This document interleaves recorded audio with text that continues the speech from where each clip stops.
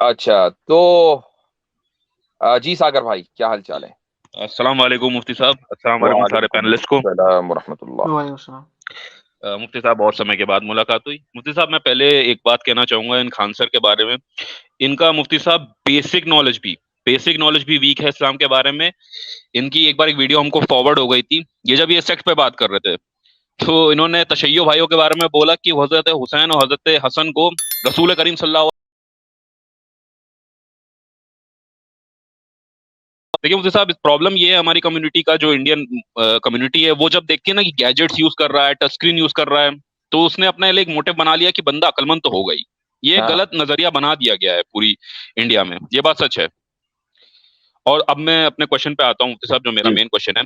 ایک کرسچن اپولوجسٹ ہیں اور یہ ایڈم سیکر ان کو بھی فالو کرتا ہے، جے اسمتھ ہیں، ہاں ہاں ان کو شاید آپ جانتے ہوں گے، یہ عبد ہاں الفادی کے ساتھ دن بھر ویڈیو بناتے ہیں۔ تو ہاں ابھی کل ہی ان کی ویڈیو آئی ہے مفتی صاحب، وہ تکے سے پتہ نہیں کیا کیڑے کاٹے من میں کی جا کے دیکھ لی، تو اس نے بولا ہے قرآن کی ایک بھی مینوسکرپٹ نہیں ہے۔ تو اس نے یہ بولا حضرت عثمان نے جو کاپیاں بنائی تھیں 9 یا 10 یا 12، اس نے یہ بولا ہے، اس نے بولا ہے کہ وہ کاپی ہمیں آج تک کیوں نہیں ملتی۔ وہ بولتا ہوں، ہے نہ میں نے کوئی اتہاس میں فلڈ پڑھا ہے، نہ کوئی ہے، نہ کوئی انویژن پڑھا ہے، تو یہ 9 کاپیاں کدھر ہیں؟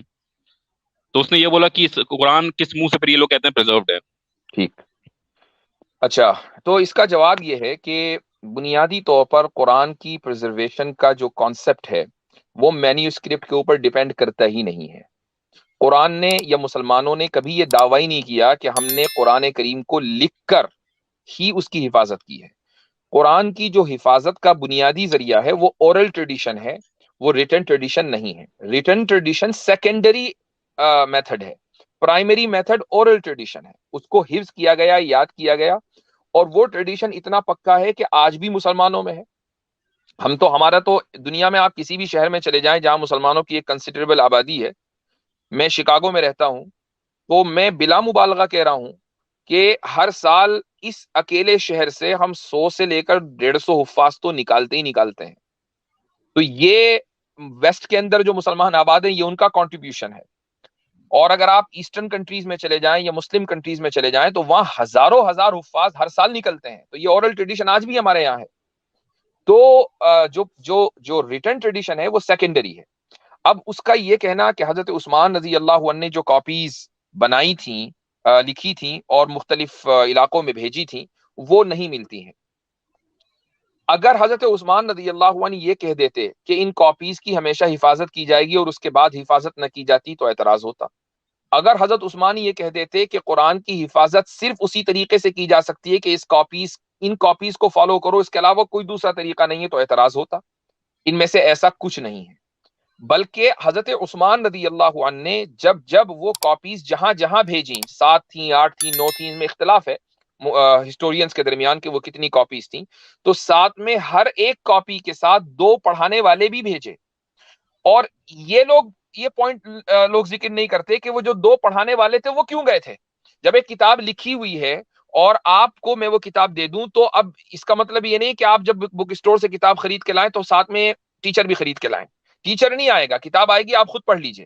لیکن حضرت عثمان رضی اللہ عنہ نے جو طریقہ اختیار کیا کہ ہر کاپی کے ساتھ 2 ٹیچرز بھیجے، وہ ان ٹیچرز کی جاب کیا تھی؟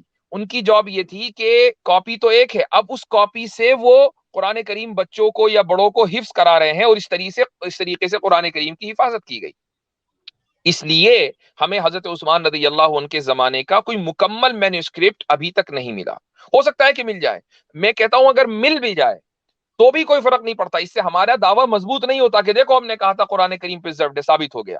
قرآن کریم کا پرزرویشن انڈیپینڈنٹلی ثابت ہے مینیوسکرپٹ کے بغیر۔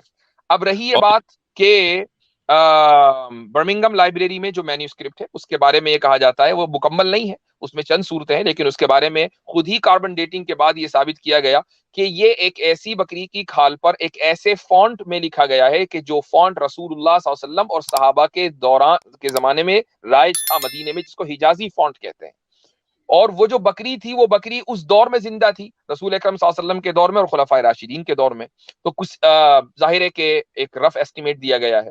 تو اگر میں یہ کہتا ہوں کہ 4 صورتیں مثلا نکل کر آئی ہیں اس دور کی ایز اے مینیوسکرپٹ، اور آپ اس وقت modern science argument of induction کے اوپر بلیو کرتی ہے آرگیومنٹ آف انڈکشن کیا ہے کہ بھائی اگر مان لیجئے یہ ثابت ہو گیا کہ 4 مرتبہ یا 5 مرتبہ ایک چیز صحیح ہے، ایکسپیریمنٹ کر کے دیکھ لیا، تو بقیہ مرتبہ بھی وہ صحیح ہوگی. تو آپ ان 4 باتوں کو بنیاد بنا کر آرگیومنٹ آف انڈکشن یوز کرتے ہوئے یہ کیوں نہیں کہہ رہے ہیں کہ جب یہ 4 صورتیں محفوظ ہیں تو بقیہ صورتیں بھی محفوظ ہوگی، ابھی تک کہ ان کا ہمیں مینوسکرپٹ ملا نہیں ہے. وہ آپ اس لیے نہیں کہہ رہے ہیں کہ جیسے ہی آپ یہ کہیں گے کرسچینٹی ڈھیر ہو جائے گی. بالکل مفتی صاحب. مفتی صاحب میں اس میں ایک پوائنٹ ایڈ کرنا چاہوں گا. دو، ایک یہ کہ اور عاصم بھائی قبل اس کے کہ میں بھول جاؤں، آئی ایم سوری، ایک کامنٹ میں دیکھ رہا ہوں کہ تاشقند کے عجائب خانے میں وہ قرآن موجود ہے جس پر حضرت عثمان کے خون کے داغ موجود ہے. ایسا کچھ نہیں ہے، نہ تاشقند میں موجود ہے، نہ ٹاپ کاپی میں موجود ہے، نہ ایجپٹ میں موجود ہے. یہ جتنے بھی مینوسکرپٹ ہیں سب کے اوپر بات ہو چکی ہے. جی گو اہیڈ عاصم بھائی. ایک تو یہ تھا کہ دیکھیں ہم نے ہمیشہ جو ورڈ استعمال کیا ہے، ہمارے یہاں ورڈ استعمال ہوتا ہے وہ تواتر کا ورڈ استعمال ہوتا ہے. ہم یہ کہتے ہیں تواتر سے جو ہے یہ پریزرو ہوا ہے، اور تواتر جو ہے وہ لکھنے کو نہیں کہتے. ایک بات تو یہ تو ہمارے یہاں اس کا ایسا نہیں کہ کوئی نیا کانسیپٹ ہے اور آج ہم جواب دینے بیٹھے ہیں، بلکہ یہ تو پہلے صدی سے جو ہے ہمارے فقہاء علماء جو ہے اس پہ بات کر رہے ہیں، قرآن کی پریزرویشن پہ، اور تواتر کا کانسیپٹ پہلے دن سے ہماری. دوسری بات یہ کہ عام طور پہ لوگ کنفیوز ہو جاتے ہیں کہ حضرت عثمان رضی اللہ عنہ نے جو ہے قرآن کو جمع کیا یا اسٹینڈرڈائز کیا. حضرت عثمان نے قرآن کو اسٹینڈرڈائز نہیں کیا، حضرت عثمان نے قرآن کے رسم الخط کو اسٹینڈرڈائز کیا. اس لیے ہمیشہ لکھا جاتا ہے رسم عثمانی، قرآن عثمانی نہیں لکھا جاتا. لکھا جاتا ہے رسم عثمانی، یعنی کہ جو عرب کے اندر کوئی ایک اسٹینڈرڈائز اسکرپٹ نہیں تھا. کوئی فار ایگزامپل سمجھے یمن کے لوگ جو ہے وہ عربی اپنے اسکرپٹ میں لکھ رہے تھے، مدین جیسے کہ ابھی نام آیا ایک حجازی اسکرپٹ کا. حجاز کے علاقے میں ایک الگ اسکرپٹ رائج تھی، یمن کے علاقے میں جی کوفی اسکرپٹ بھی ہوتی ہے. نہیں وہ بعد میں آیا، حضرت عمر کے خلافت کے بعد آئے گا کوفی اسکرپٹ، جب کوفہ فتح ہو جائے گا.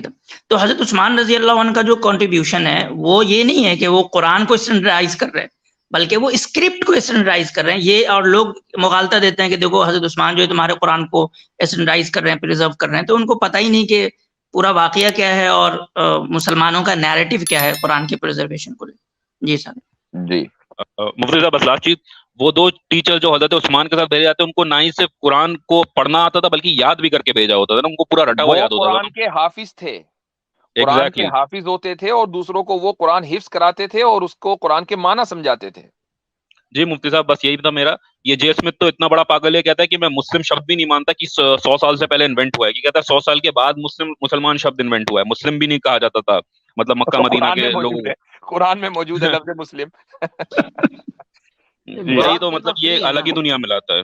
بات کرنا فری ہے، بات پہ ٹیکس تو کرتا نہیں ہے. جتنی بات ہاں سن آف گاڈ کے فالوور ہیں تو یہ تو ہوگا ہی نا. سن آف گاڈ کے وہ کھل کے بولتے ہیں I am the follower of son of God, true path is Jesus the son of God. ٹھیک ہے میں چلتا ہوں، بس یہ 2 کوشچن تھے. جزاک اللہ خیرن.